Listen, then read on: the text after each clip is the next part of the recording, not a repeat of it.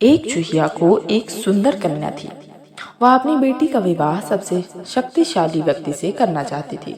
बहुत सोच विचार करने पर उसे लगा कि भगवान सूर्य उसकी कन्या के लिए उपयुक्त वर साबित होंगे।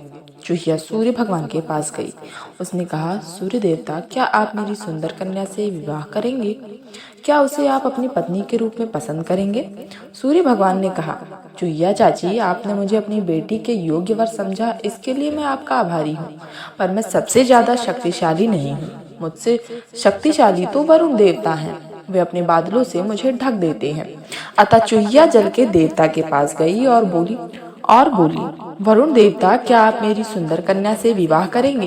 क्या उसे आप अपनी पत्नी के रूप में अपनाएंगे? वरुण देवता ने जवाब दिया, देखो देवी, आपने मुझे अपनी बेटी के योग्य वर समझा, इसके लिए मैं आपका बहुत आभारी हूँ। पर मैं सबसे ज्यादा शक्तिशाली नहीं हूँ। मुझसे अधिक शक्तिशाली तो वायु देवता हैं। वे मेरे बादलों को दूर दूर तक उड़ा ले जाते हैं। इसलिए चूहिया चाची वायु देवता के पास गईं और कहने लगी, वायु देवता, क्या आप मेरी सुंदर कन्या से विवाह करेंगे? क्या आप मेरी बेटी को अपनी पत्नी के रूप में स्वीकार करेंगे? वायु देवता ने कहा, चाची, आपने मुझे अपनी बेटी के योग्य वर समझा, इसके लिए मैं आपका बहुत आभारी हूँ। पर मैं सबसे ज्यादा शक्तिशाली नहीं हूँ।